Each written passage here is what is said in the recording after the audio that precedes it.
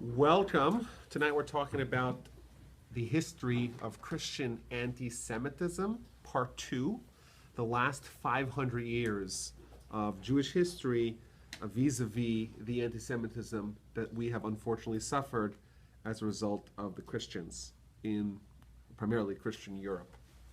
Now, before we begin, a few important caveats. Like I mentioned last time, this is a shortened, truncated, highly abridged version of the last 500 years of Christian anti-Semitism. If we wanted to tell the whole detail, we'd have to be here significantly longer. Additionally, there are many facets of the issue that we will not even discuss at all.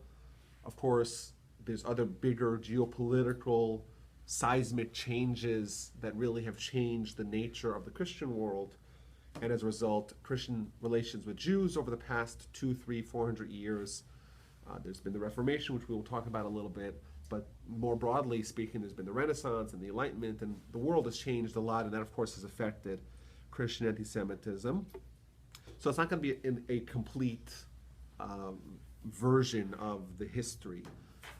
Another reason why this is an imperfect study, because it's very unpleasant. And I found this when I was researching the subject, that some of the descriptions are nauseating, they're macabre, they're ghastly. You don't want to read them, you don't want to recount them, you don't want to talk about it. It's not pleasant conversation. And I think it's important for us to understand the reason why we're doing this. Firstly, I think it's important for us to know our history.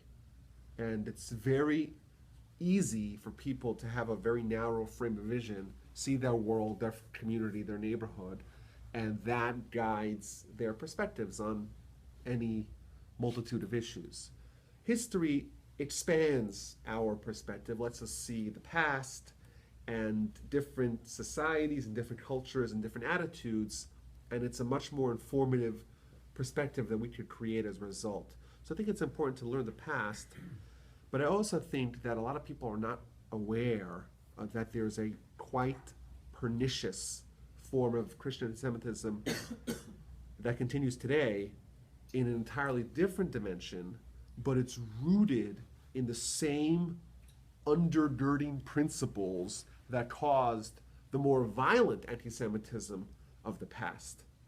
And when you see this shift in behavior, you have to ask yourself the question, why did the behavior change? When you see 1,000 years in different countries, in different societies, in one mode of behavior, and then a dramatic shift, the question is what changed? And it's clear, and I'm going to try to demonstrate it, is that the core roots of the hatred didn't change. It's just that the application of it had to be adjusted due to circumstances. And hopefully that'll make sense when we talk about it. So let's pick up with the Spanish Inquisition.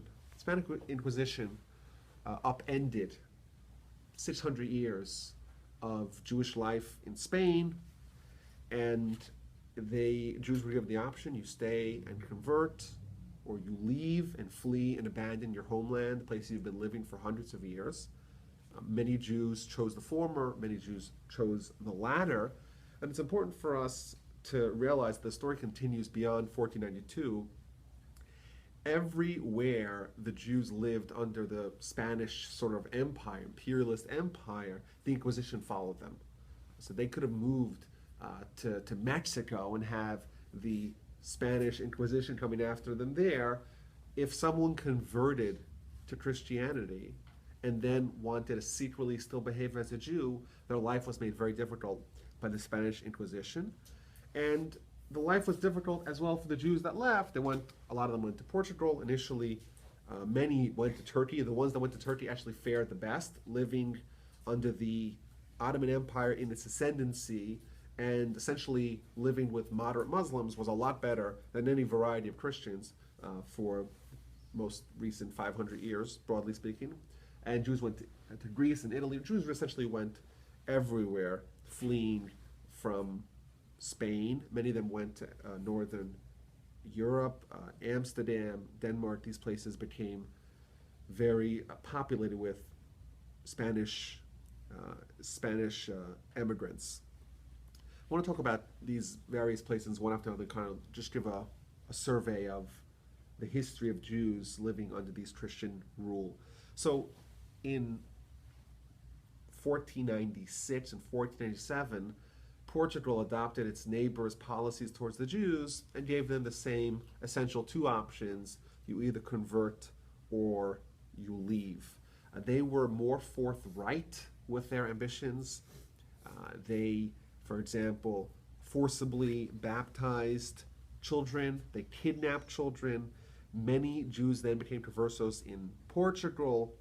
The ones that were told that they have to flee if they don't want to convert, they tried to flee, they were kept in there.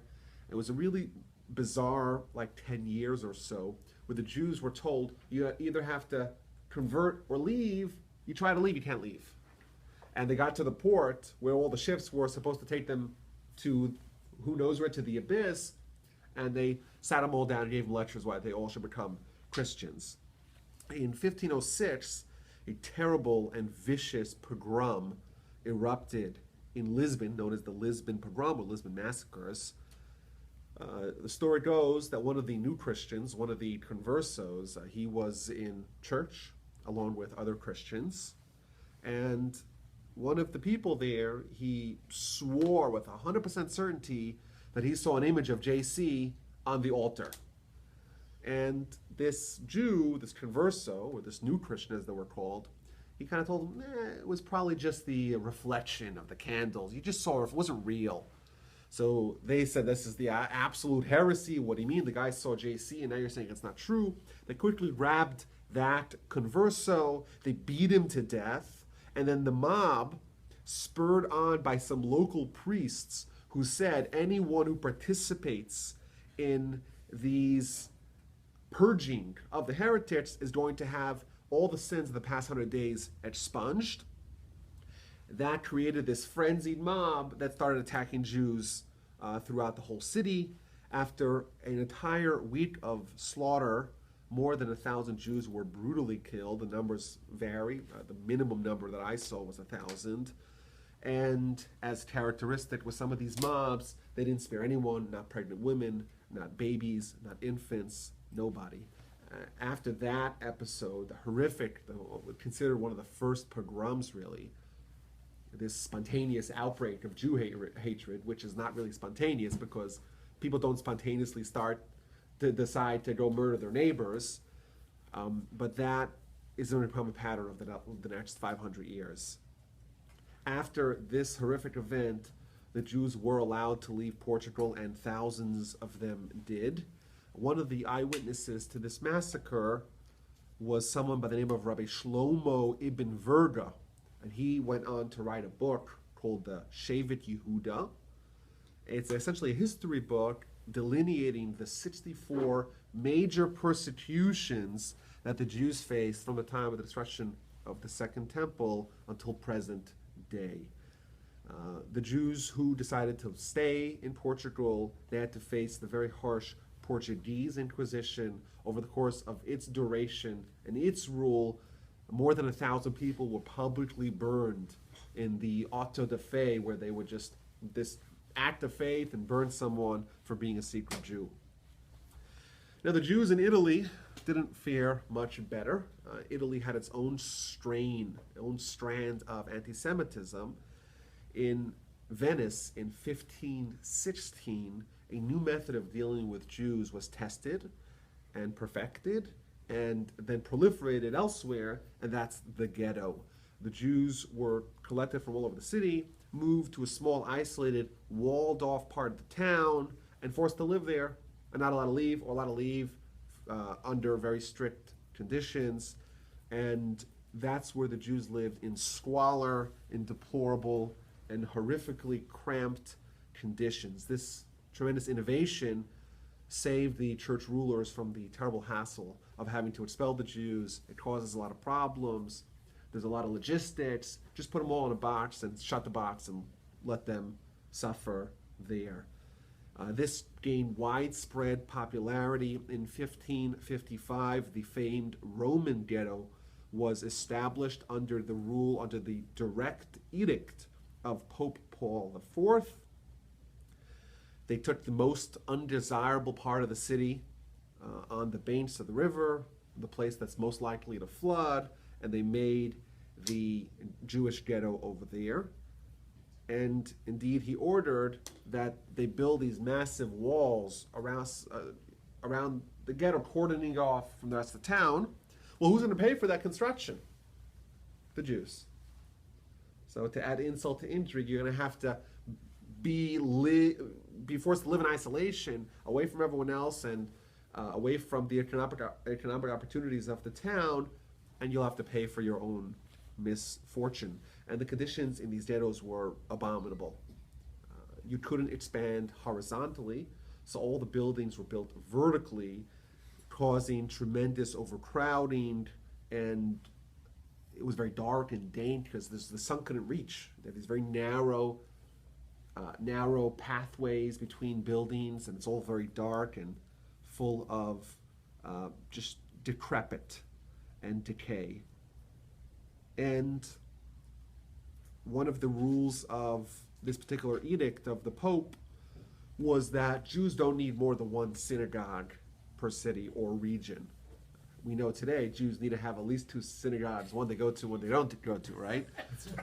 But the Pope says, why do Jews need to have more than one place of worship? One's sufficient. All the other ones should get destroyed. So in Rome alone, 7 extra synagogues were destroyed. Jews were forced, as they've been many times beforehand and many times since, to wear funny clothing, distinctive yellow hats. In this variety, Jews were not allowed to own property or practice medicine on Christians. Jews were barred from many occupations, were allowed only unskilled jobs, to sell rags, to sell secondhand clothes, to be fishmongers, to be pawn brokers. Additionally, for the right and the privilege to be allowed to stay in the ghetto, they had to pay a yearly tax, and every year they would have to go and salute the Pope near the Arch of Titus, of course, the monument to the first downfall, or to the downfall of Jerusalem thousands of years prior.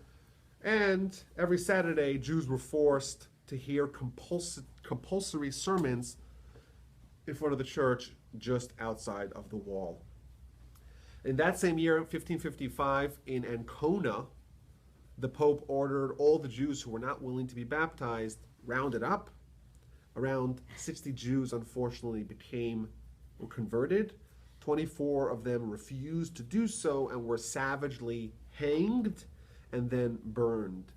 And this kicked off one of the first events of Jews trying to fight back in Jewish history. Jews worldwide were so horrified by what happened in Ancona, they mounted a boycott of all merchandise coming from Ancona, and they briefly managed to shut down that port city, although it didn't really succeed because the Jews themselves were divided whether or not to support it, and indeed many of those that suffered were the Jews themselves, and ultimately this boycott foundered. This particularly rabid anti-Semitic Pope was followed and succeeded by 2 more of his ilk, Pope Pius IV and V. They continued the process of ghettoization and the continued marginalizations of the Jews in Italy and the world over. Now, these Pope-imposed requirements for Jews to live in the ghettos, that was present and active from the middle of the 16th century till the 19th century, till almost modern times.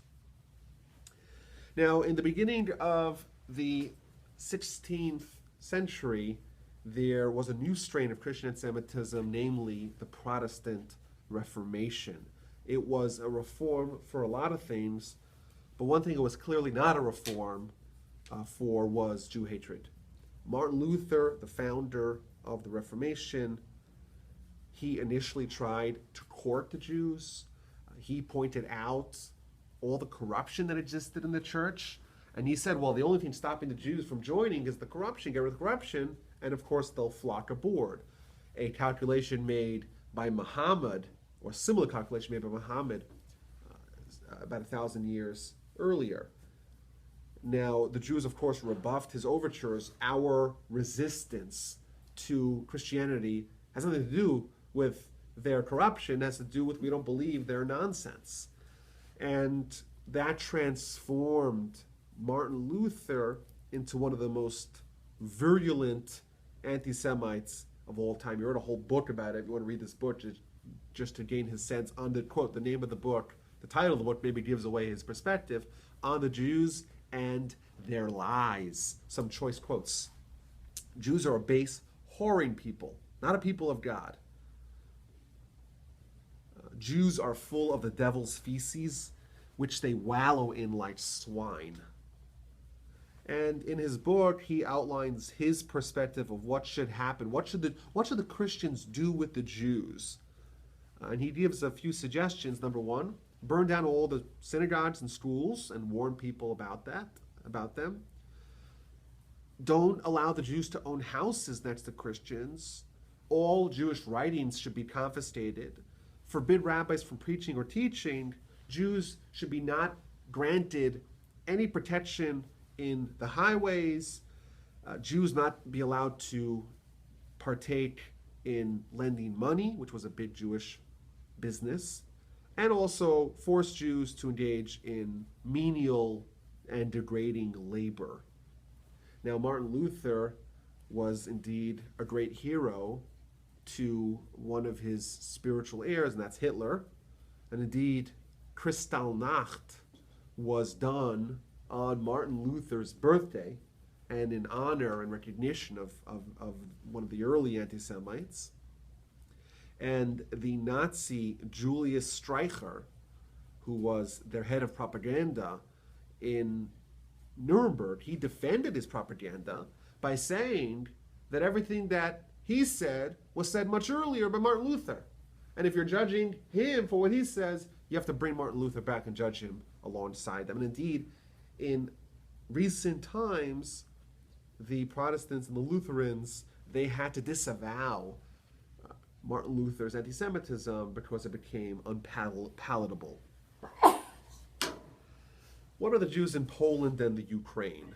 In the 16th century, Poland became the largest Jewish population center in the world, and for a significant amount of time, Jews actually did very well there. They flourished. And also, in a dramatic departure for the way the Jews have been living in recent times, at least recent from their perspective, Jews were granted a certain degree of autonomy.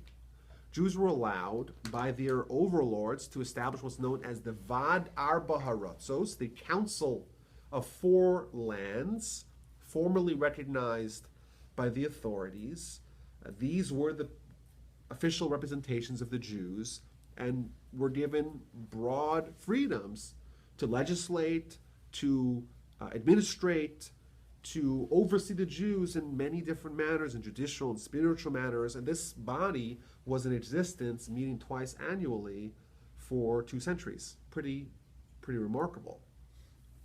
And in Poland, the Jews established their farm communities, their little shtetls, where they lived in peace and harmony, and indeed in relative prosperity. Jews did fairly well, as they always do when they're granted a little bit of leverage to act as they seek and as they choose.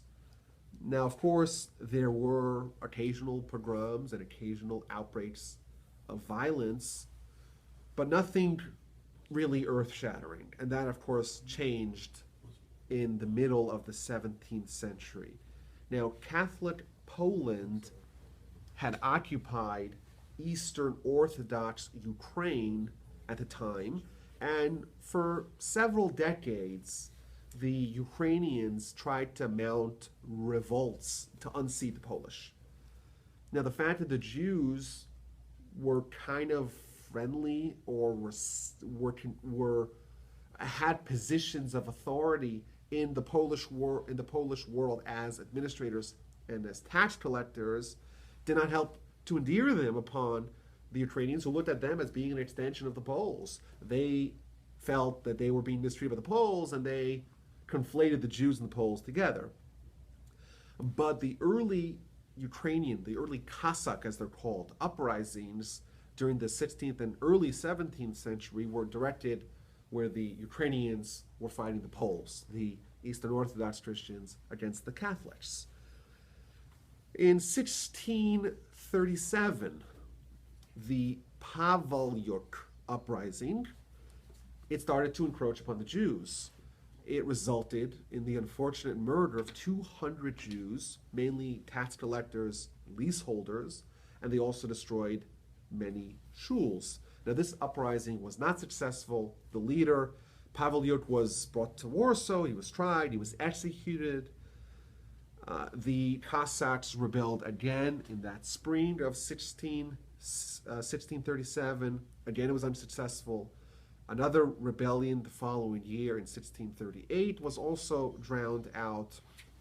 But there was the terrible revolt, an uprising, the Khmelnytsky uprising of 1648, that ultimately led to the creation of the state for the Cossacks in the Ukraine and caused tremendous damage to the Jews of Ukraine, Lithuania, and Poland. This monster, Bogdan Khmelnytsky, managed to unite some of the warring factions of the Ukrainian populace. He got some Turks as well to join aboard, and his rebellion gained steam as it swept through the region. Within a few months, many of the Polish nobles and officials and priests were killed by these Cossacks and swept out of the land. But no one suffered over this whole ordeal more than the Jews.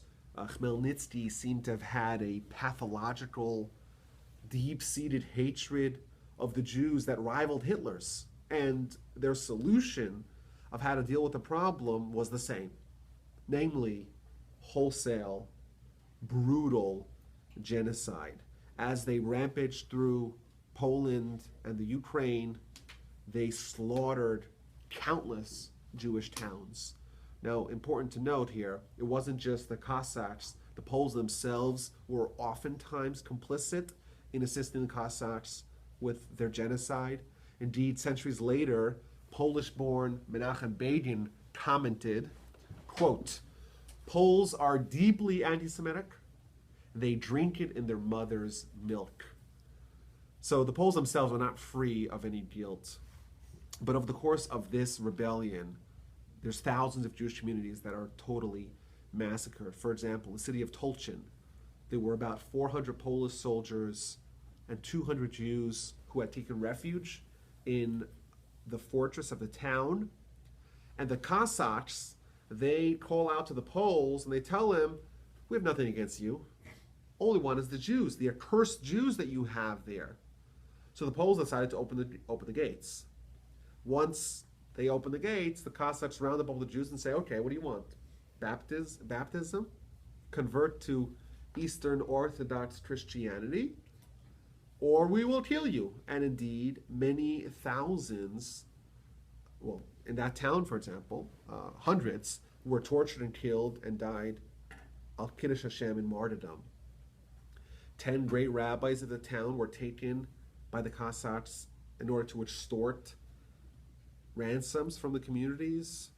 And then, once the Cossacks were finished with the Jews, for good measure, they turned to the Poles and killed all the Poles as well. In the city of Nemirov, there were 6,000 Jews that had taken refuge in the fortified fortress of the town, locked the gates. The Cossacks started to impersonate the Poles. They took the Polish flags and said, "Oh, we're a bunch of Poles. We're here to save you. We're trying to defend against the Cossacks." They deceived them, eventually opened up the gate. Once they allowed in, they started cutting down and murdering the men, women, and children. No mercy. Many of the women, they committed suicide, jumping into the moat surrounding the castle in order to kill themselves rather than be captured alive. The young men tried to swim away. Those were pursued and hunted down and killed as well. And we're told by eyewitnesses that the moat of the town became blood red from all the blood of these savages.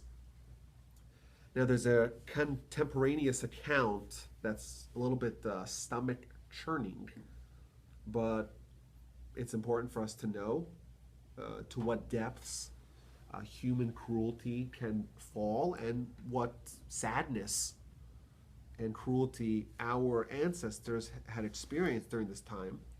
This is a direct quote. Some of the Jews had their skins flayed off of them and their flesh thrown to the dogs. Their hands and feet of others were cut off and flung into the roadway. Many were burned alive. Children were slaughtered in their mothers' bosoms, and many children were torn apart like fish. They ripped up the bellies of pregnant women, took out the unborn child, and flung them in the faces of their parents. They tore open the bellies of others, placed cats, living cats, into them, and sewed them back up, and then cut off their hands so they can't try to do anything about that. And here, the last line here, there was never an unnatural death in the world that they did not inflict upon their victims. In other sources, we're told some of the gruesome ways that they killed the defenseless Jews. They drowned them, they butchered them with knives, they roasted children to death while forcing their parents to consume the remains and then killing them as well. People were hoarded into shuls that were set aflame. People, of course, skinned alive, like we mentioned. Really horrific and gruesome and grisly torture. That's, we don't even imagine that someone could sink that low. Within 6 months, more than 100,000 Jews of the region were killed, hundreds of communities ravaged. Those that survived were sold as slaves, many of them in Constantinople, where the Turks were. Again, those that ended up under the thumb of the Muslims fared much better than those killed by the Christians. There's many stories. Why have we never heard of this? You never heard of the Khmelnytsky massacres? No. I don't know. Sheltered life. There's many stories of heroism and martyrdom that emerge from this episode. I'll give you two quick ones here. A Cossack, he seized a beautiful Jewish girl, and he was going to marry her. And this girl wanted nothing of it. So she tells him that she has some sort of magical powers. No weapon could hurt her. And she tells this Cossack, if you don't believe me, just test me. Take your gun, point it at me, and shoot. It won't even hurt me at all. So her new husband's like, well, I'll try this out. And he takes the gun, and he shoots her, and he kills her, but she'd prefer that than to be with such an animal. Similar story, a Cossack butchered 2 parents and captured their daughter with the intention of marrying her. She tells him she wants to marry him in one of the Christian churches that has these high towers, and she, when she gets to the top, jumps off and commits suicide. Many, many stories of that ilk emerge from this horrific episode.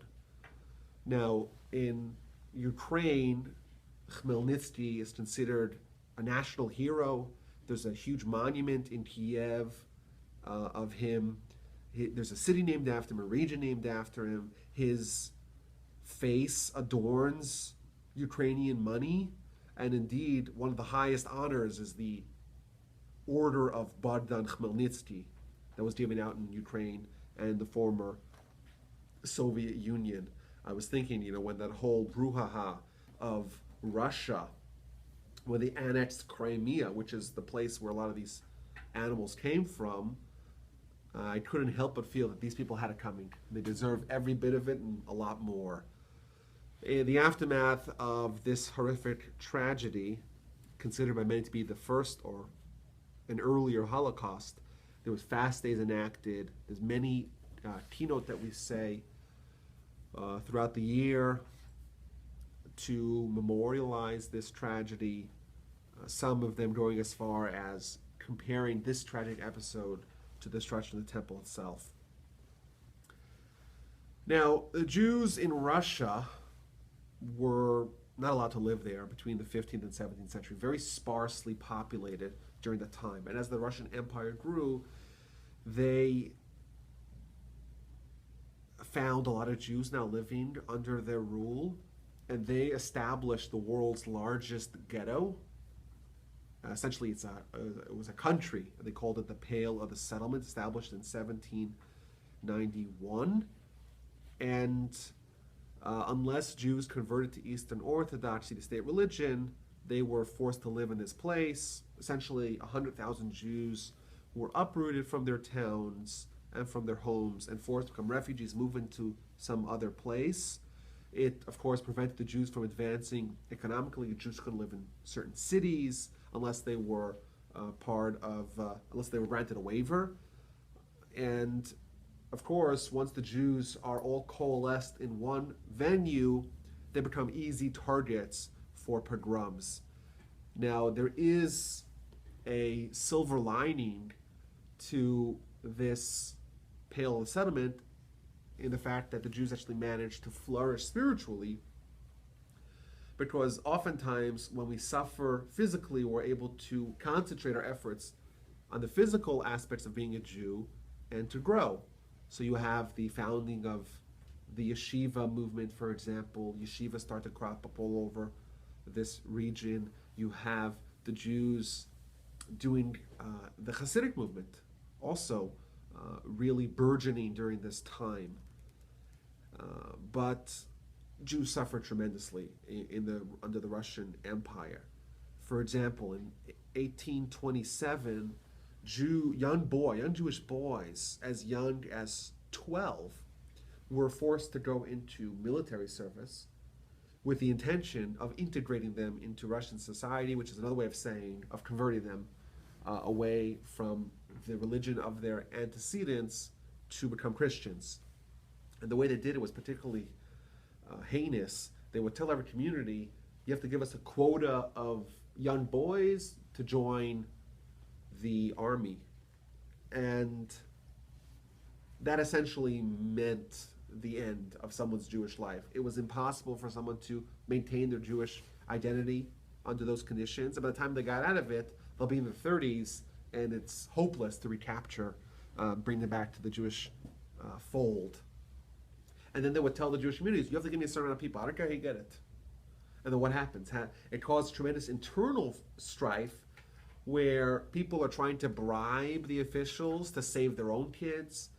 During this time, some parents actually chose to cut off the trigger finger of their young sons to make them invalids and thus to save them from conscription, which is a horrific decision, but you can understand the rationale for making that. But additionally, in Russia, the Jews suffered because of ongoing pogroms. In fact, the term pogrom was actually specifically referring to events that happened in the end of the 19th and early 20th century in Russia. And later, of course, was expanded to include any outbreak of violence against Jews. In the early 1880s, we see in America, for example, wide-scale Russian Jews emigrate to the United States. Well, why did Jews in the 1880s suddenly decide to come to the United States? Because during the early 1880s, there was hundreds of pogroms all across Russia. The Jews said, well, they're fed up with it, we want to leave. And they left the place they'd been living for hundreds of years and moved to the United States. In 1903 to 1906, a bloodier wave of pogroms erupted. And at the end of the 1910s, even after the Bolsheviks arrived, there were certain parts of the Ukraine that were not part of the Red Russia, and there were massive pogroms there as well. Just a quick, very famous, quick retelling of the famous Kishinev pogroms. In Kishinev, there were anti-Semitic newspapers that would publish headlines such as "Death to the Jews" or "Crusade against the hated race." Anti-Semites today are a little bit more tactful, I would say. And what happened was there was a Christian boy who was found murdered, and a Christian girl who committed suicide but ended up dead in a Jewish hospital. And this anti-Semitic newspaper insinuated that both children were murdered for the purpose of using their blood to prepare matzah for Pesach. And during the church services on Easter Sunday, the priests goaded the Jews to partake in a pogrom in Kishinev, and 2 days of rioting resulted in about 50 deaths and many hundreds wounded, and houses destroyed and stores pillaged. There's a remarkable quote here from April 28th, 1903, from the New York Times. This is the New York Times. This is the 20th century, describing the first Kishinev pogrom. And this is a direct quote. The anti-Jewish riots in Kishinev are worse than the censor will permit to publish. There was a well laid out plan for the general massacre of the Jews on the day following the Orthodox Easter. The mob was led by priests, and the general cry, "Kill the Jews," was taken up all over the city. The Jews were taken wholly unaware and were slaughtered like sheep. The dead number 120 and the injured about 500. So that's actually incorrect. The dead was only around 49 or 50, depends on upon which account. Back to the Times. The scenes of horror attending this massacre are beyond description. Babies were literally torn to pieces by the frenzied mob and bloodthirsty mob. The local police made no attempt to check the reign of terror. At sunset, the street were piled with corpses and wounded. Those who could make their escape fled in terror, and the city is now practically deserted of Jews. Over the course of this about 40-year reign of pogroms, there were earlier ones as well, but this concentrated outbreak of pogrom, there were literally hundreds examples of these outbreaks of violence against the Jews. Now, of course, the most horrific genocide in all of human history was the Holocaust. There's been many books written about the church's role in actively or passively contributing to this terrible genocide. What's clear is that they didn't do a lot to try to stop it. And like we mentioned earlier, it contributed to their underlying cause. We spoke about this earlier last time, that the continued existence and endurance and flourishing of the Jews creates a core philosophical, theological problem for Christians. If they are here to replace us, our role is just to, we're the, like when the band comes to play before the big band, what's it called? We're the, no, there's the You mean like the opening act? yeah, we're the opening act. Thank you. We're merely the opening act for the Christians. We should have disappeared after they arrived to the scene. And like we saw last time, they came up very early on with the ideas that we're here to testify what happens when people reject JC. And thus, us suffering in various different places actually emboldens their claim to the superiority and veracity of their religion and the inferiority of ours. So is it a shock when the Holocaust happens and it dovetails beautifully with their perspective? Is it a shock that they don't make a huge protest against it? Of course not. Now, after the war, we know that there was thousands of kids that were given off to churches and seminaries by Jewish parents who wanted them to not go to the concentration and death camps. And we know that after the war, the chief rabbi of Israel, Rabbi Herzog, he approached the Pope and asked him to get those Jewish children back.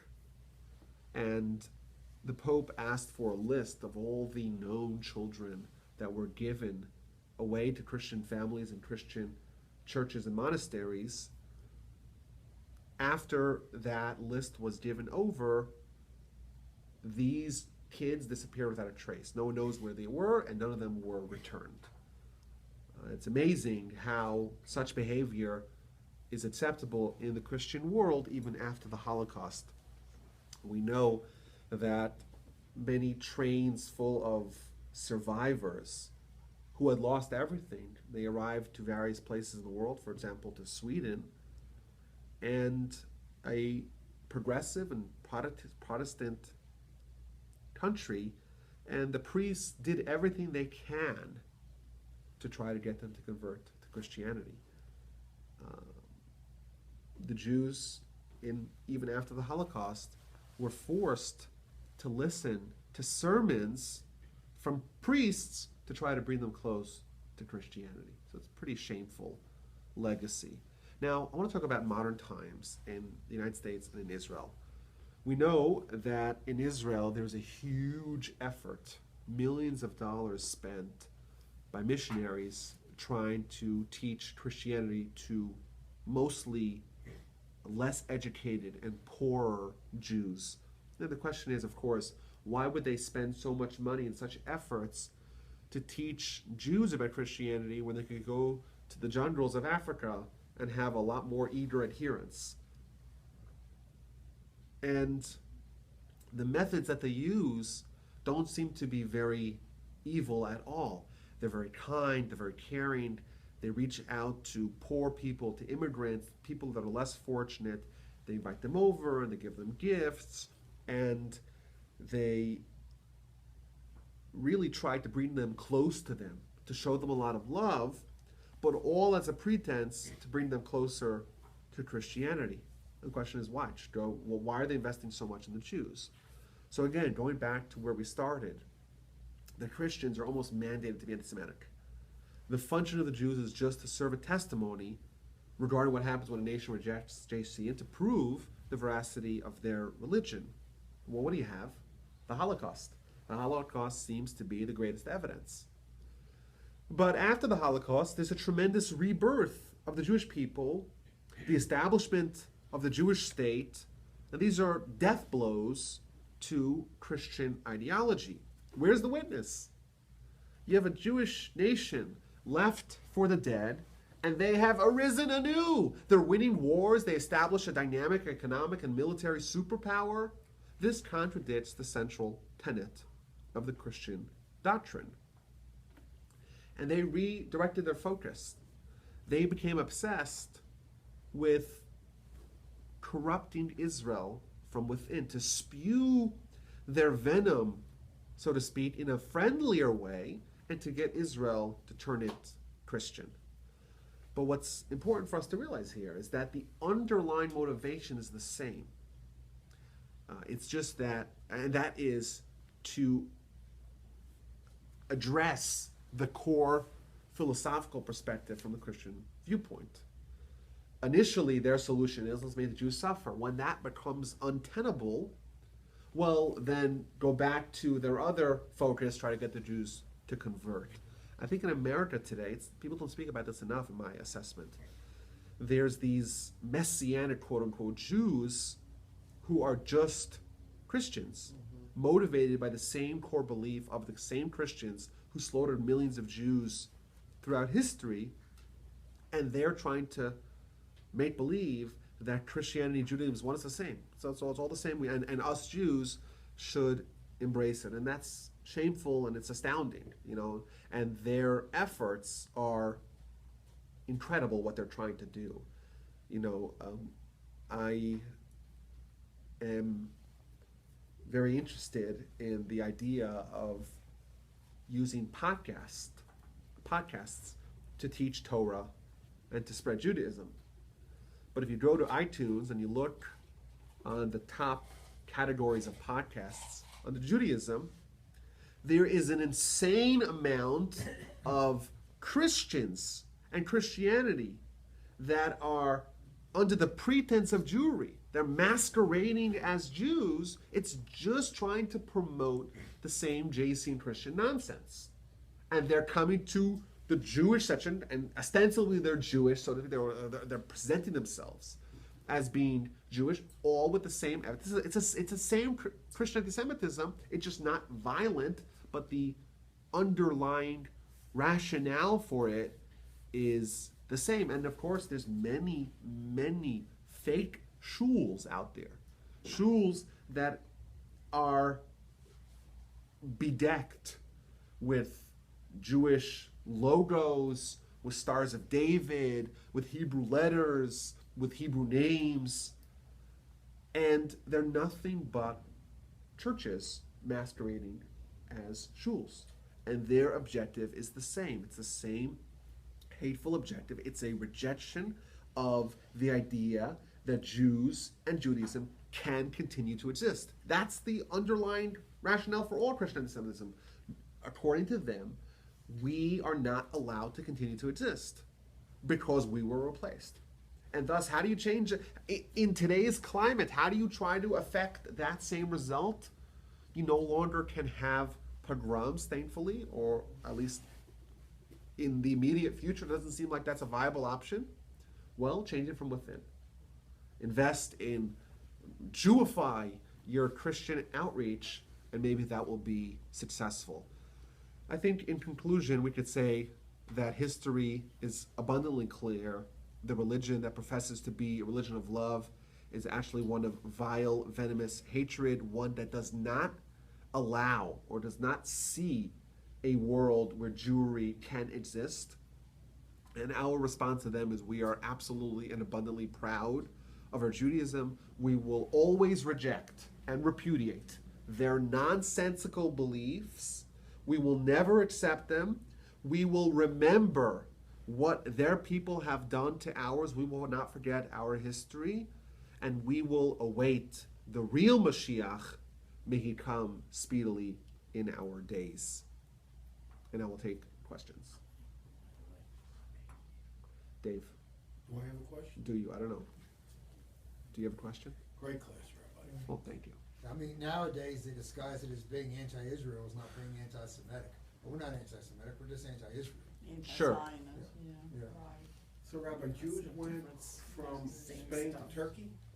Jews went from Spain to a lot of different places. Well, did they, because I have a son, Brother-in-law? brother-in-law who came from Cuba, migrated to South Florida via Turkey. They were born in Turkey. Yeah, there were a lot of Came to Turkish Cuba. Jews did very well in Turkey. But they left and went to Cuba. Well, some And came then when here. Fidel Castro and all that started to happen, they went to Came here. Miami. Well, I had a great-grandfather from Turkey that came Yeah. to Houston. I had a great-grandfather that came from the pogroms of Russia Yeah. to Houston. Yeah, Jews made their trips. Jews are an itinerant people. Yeah, that's why you came. I'm glad you did. There was Because more I'm here. effort I'm to here. push back. And all these events that I've heard so far, the end result is about the same.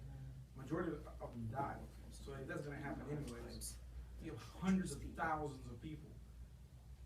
You can't stop them all. Oftentimes, the Jews were defenseless because the local leaders, the authorities, they were complicit with this. Plus, the Jews are always very conscious of collateral damage. And this, by the way, the question that everyone always asks is why the Jews go to like sheep to the slaughter in the Holocaust. It's a good question. But some Jews tried to fight back. And you know what happened when those Jews tried to fight back? The Nazis lined up 1,000 of their friends and shot them all. I was gonna say, they just made it worse. Okay, but it's a horrific calculation to try to make. To try to go fight a battle that you cannot win and know for sure that you're going to bring 1,000 Jews to their graves. I don't know. It's easy for us in retrospect to say, but throughout history, generally, Jews were defenseless. Yeah, and most of these despotic governments had strict gun control, so they couldn't own weapons to Yeah. fight back. Yeah, I would say today that a Jew with a keen sense of history would get their gun license. Yes, I am in favor of that. Yes. Yeah. I think there is a temptation for us to judge those people as if they had all the options and they were just a bunch of lemelach, as they say, that just said, shoot me now. Of course not. They had families and they had children, they had communities. They didn't want to die. Of course not. Many of them did not have the option. I mean, the Warsaw Ghetto at the end, they did rebel, and it Didn't work out so well. rebellion lasted a long time. You know, they all died, but they died as soldiers. But is that really heroic? Well, they were going to die anyway. They were going Well, to we be don't shipped know off that. to death. Well, We don't know the that. ghetto had been pretty much emptied out by that time. Okay, And they're so all in it's death camps, I'm- so, yeah. of course, there's a million different decisions that were made across history. So it's hard for us to know why people chose what they chose. But I would surmise that those people were like us. They didn't want to die, and they didn't want their families to be killed. Of course not. And I'm sure they would have used all reasonable options at their disposal to achieve those ends. I mean, and in Germany itself, I mean, most of the Jews who died weren't in Germany, Poland, but in Germany itself, the Jews said, this Hitler's not going to last. This is a civilized country. Yeah. We're not leaving. What was the control in Israel during all these hundreds of years? They dispersed throughout. After losing Israel after the fall of the Second Temple, all of the disbursement, nobody goes back. A lot of people went back over history.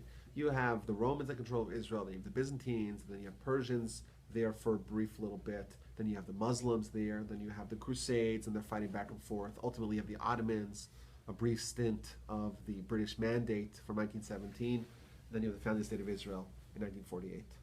So it changed hands many, many different times over the course of the history. Okay, I look forward to seeing everyone after Pesach in 3 weeks. Everyone have a lovely, happy Pesach, and I look forward to seeing you next time. Yes, so in the next 2 weeks are Pesach, so the week after we'll resume God willing. Thank you, Rabbi. Yes, thank you. Dave, I want you to research this Chmielnicki massacres. Okay, send me a link. Yes, I will, God willing. That's terrible when you think about that.